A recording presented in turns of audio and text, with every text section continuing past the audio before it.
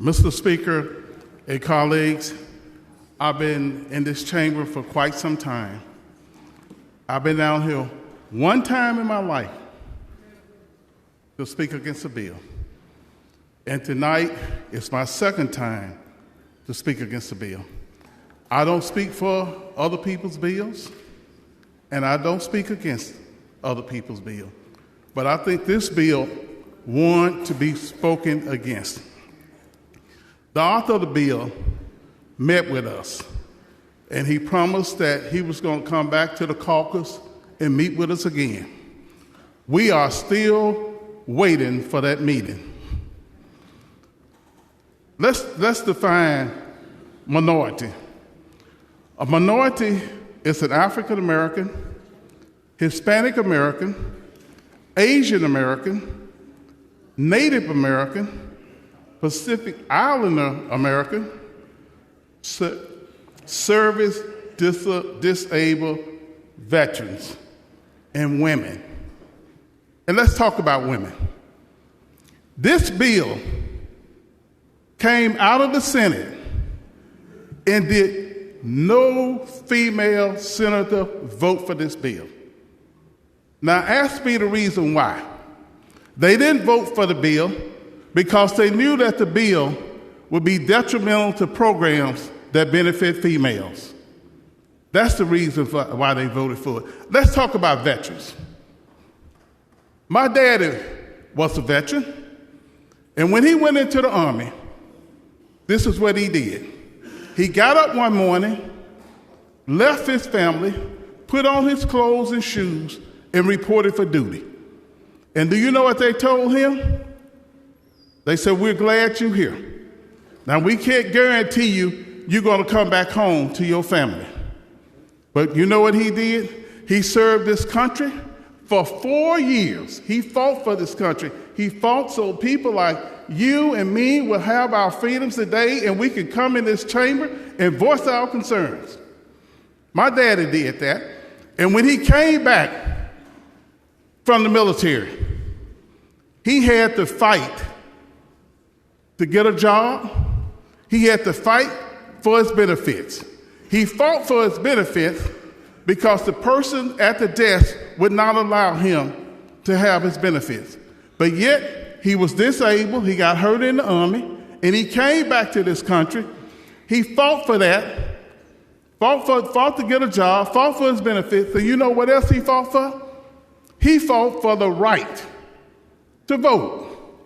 When he went to the polls to vote, they would not allow him to vote. You know why they wouldn't allow him to vote? Because he was an African American. And you know what else? He was saddled with a tax called poll tax. Many of you don't know what a poll tax is, but he had to pay poll tax and fight for the right to vote. And let's talk about affirmative action. Many years ago, I accepted a job with a pharmaceutical company. I was the first African American they hired because of affirmative action. And they hired a white female. She was the first white female to be hired in the South. And I was the first African American to be hired in the South. Guess what? When we reported to work, we were there because of affirmative action. And I say to you today that the reason why I'm here and many of my colleagues are here is because of affirmative action. If you look at the women in this chamber today, 25 years ago, we wouldn't have 26 women sitting in here. Now, we've made some progress in our state. We made some progress in this country. We now, in the first time in the history of Arkansas, have a female governor. We also have a female lieutenant governor. So we made some progress, and we'll continue to make progress. But this bill here is not going to help us move forward. It's going to hinder us from moving forward. And not only that, this bill is not going to bring us together. This bill will divide us. And that's exactly what this bill is doing. Now, the author of the bill assured us that we was going to have another meeting, but we didn't have that meeting. And today, I received text messages from several other institutions saying that this was going to hurt their accreditation. They started texting me last week saying the same thing. I talked to Gonzalez about it, and we're friends. And I'm not going to take it personal, and I hope he doesn't take it personal. But what we're doing here today is not right.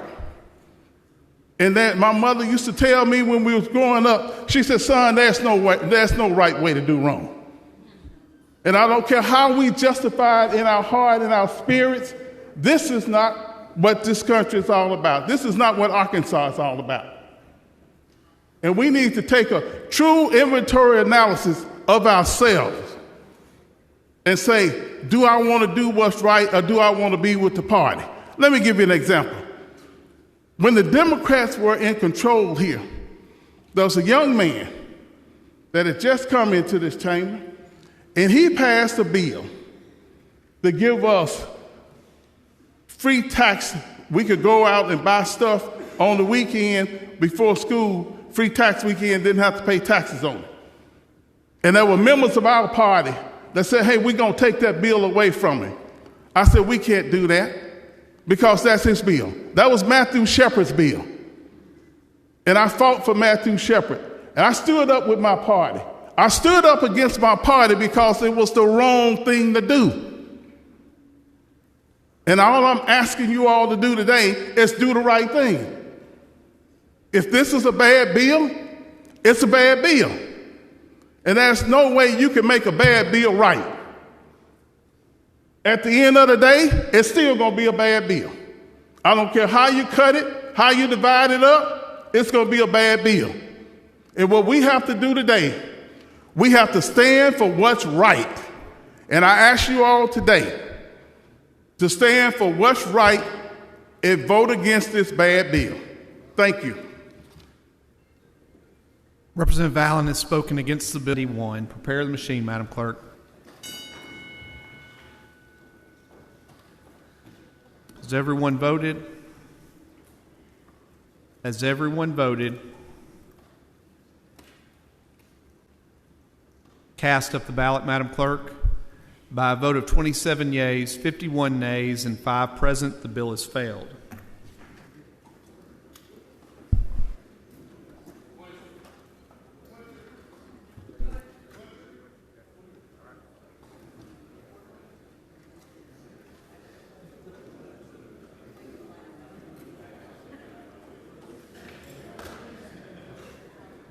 Representative Richardson moves the clincher. All in favor say aye. Aye. Any opposed? No. The ayes have it.